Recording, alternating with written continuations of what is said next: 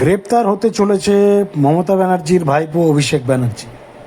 এই মুহূর্তে সব থেকে বড় আপডেট, এবং আপনাদের জানিয়ে রাখি, নির্বাচনের প্রচার সভা চলাকালীন আশা করি আপনাদের সকলের মনে আছে, অভিষেক ব্যানার্জি একের পর এক সভা থেকে ঘোষণা করেছিলেন, দাবি করেছিলেন যে 4 তারিখের পর ডিজে বাজবে।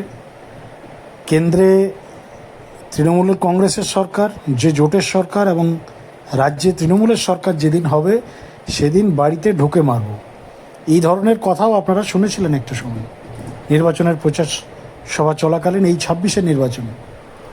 সেই অভিষেক বন্দ্যোপাধ্যায়কে দুদিন আগে আপনারা দেখেছেন সোনারপুরে কার্যত গণধোলাই দেওয়া হয়েছে। একটা কমিউনিটি জোট বাঁধলে যা হয় সেটাই হয়েছে, এবং পচা ডিম থেকে শুরু করে জুতোর মালা থেকে শুরু করে ইট পাটকেল কোনোটাই বাদ যায়নি। চড় থাপ্পড় ঘুষি সেটাও খেয়েছে। কনভয় ছাড়া পশ্চিমবাংলার মাটিতে বিরোধী রাজনীতি করা কতটা টাফ, যে পরিবেশ এই 15 বছর তারা তৈরি করে দিয়েছিলেন, সেই পরিবেশটা জাস্ট একটা দিন তাকে ফেস করতে হয়েছে। তৃণমূল কংগ্রেস যে পরিবেশ, রাজনীতির পরিবেশ করেছিলেন বিরোধীদের জন্য বিগত 15 বছর ধরে, সেটা অভিষেক ব্যানার্জিকে এই ফার্স্ট টাইম একদিন ফেস করতে হয়েছে, আর তাতেই কার্যত হাওয়া বেরিয়ে গেছে অভিষেক ব্যানার্জির। আপনারা দেখেছেন ওই সোনারপুরে যাদের বাড়িতে তিনি দেখা করতে গেছিলেন, সেখানে যখন মিডিয়ারা তাকে প্রশ্ন করেন ওই বাড়ির ভেতরে, তিনি স্বতঃস্ফূর্তভাবে একদম পুরো ফিট হয়ে মিডিয়ার সামনে ভাষণ দিচ্ছিলেন যে যতক্ষণ না এখানে পুলিশ আসছে, সিআইএসএফ আসছে, ততক্ষণ পর্যন্ত আমি এখান থেকে বেরোবো না।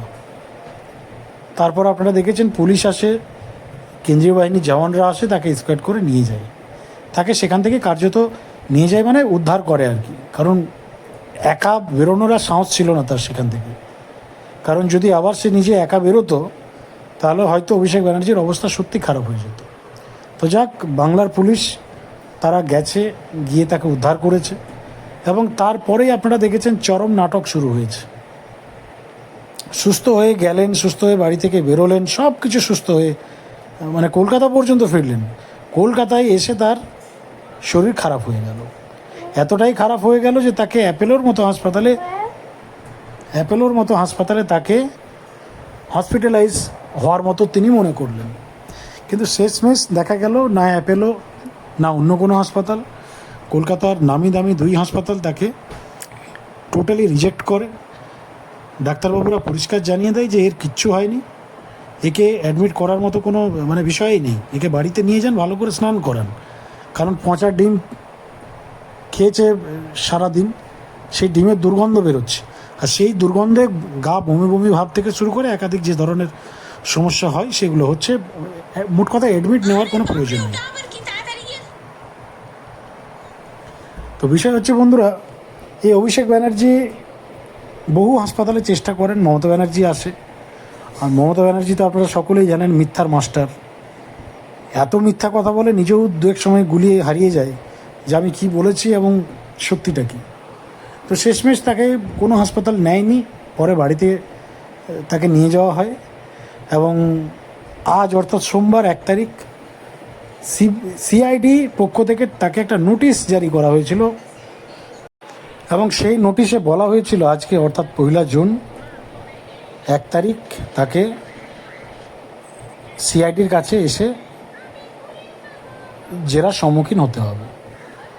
আর যে বিষয় নিয়ে এই ইনভেস্টিগেশন, সেটা হচ্ছে বিধানসভায় যে বিরোধী দলনেতা তারা চুজ করেছেন, সেখানে সাইনে নাকি কিছু গণ্ডগোল হয়েছে, সেখানেও নাকি দুর্নীতি করা হয়েছে। তৃণমূলের সমস্ত বিধায়করা ক্ষেপে রয়েছে।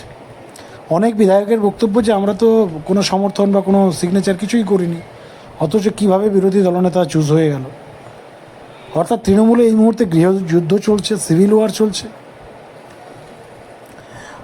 আর সেই জায়গায় দাঁড়িয়ে অভিষেক বন্দ্যোপাধ্যায়ের এই যে সিআইডির কাছে যে জেরা, তাকে যে তলব করা হয়েছিল, আজকে যে খবর আমরা পাচ্ছি এই মুহূর্তে তিনি জেরার সম্মুখীন হচ্ছেন না। তার আইনজীবী মারফত তিনি জানিয়েছেন যে আজকে তিনি উপস্থিত হতে পারবেন না, কিছু এক্সকিউজ দেওয়া হয়েছে। আর এর পরেই যে সবথেকে বড় যে খবর সামনে আসতে শুরু করেছে, যে গুঞ্জন শুরু হচ্ছে রাজনীতির মহলে, যে অভিষেক ব্যানার্জিকে নাকি এবার সরাসরি তুলেও নিয়ে আসতে পারে। গ্রেপ্তারের একটা প্রবল সম্ভাবনা দেখা দিচ্ছে অভিষেক বন্দ্যোপাধ্যায়কে।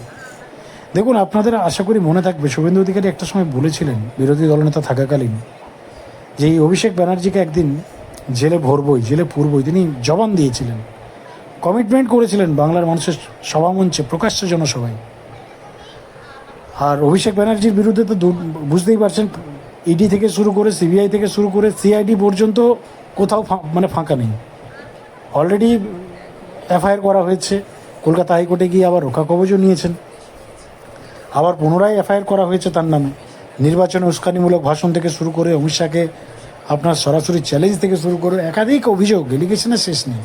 কয়লা চুরি, বালি চুরি, সোনা পাচার, এগুলো বাদ দিন, লিপস অ্যান্ড বাউন্স, চাকরি দুর্নীতি, এগুলো কথা ছেড়ে দিন। এই ইনস্ট্যান্ট যে জালে ফেঁসেছে অভিষেক ব্যানার্জি, সেখানেই তার উদ্ধার হওয়া খুব ডিফিকাল্ট।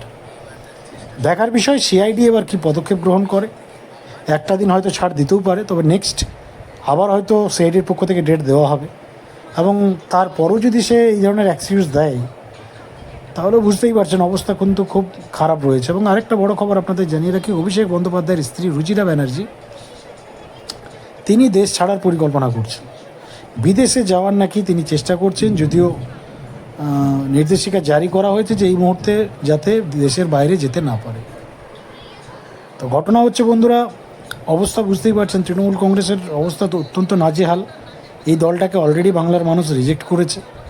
আদৌ ইন ফিউচার কোনো দিন আসবে কি না তার কোনো গ্যারেন্টি নেই, কারণ 15 বছর মানুষ যে স্ট্রাগলটা করেছে এই দলটাকে নিয়ে এসে, হয়তো বাংলার মানুষ এই জেনারেশনের মানুষ হয়তো সেটা কোনো দিন ভুলবে না। তো যাই হোক, এই সমস্ত বিষয় নিয়ে আপনাদের প্রতিক্রিয়া কী অবশ্যই লিখে জানান, এবং এই রিলেটেড পরবর্তী খবরের জন্য অবশ্যই চ্যানেলটিকে সাবস্ক্রাইব করে রাখুন। ধন্যবাদ।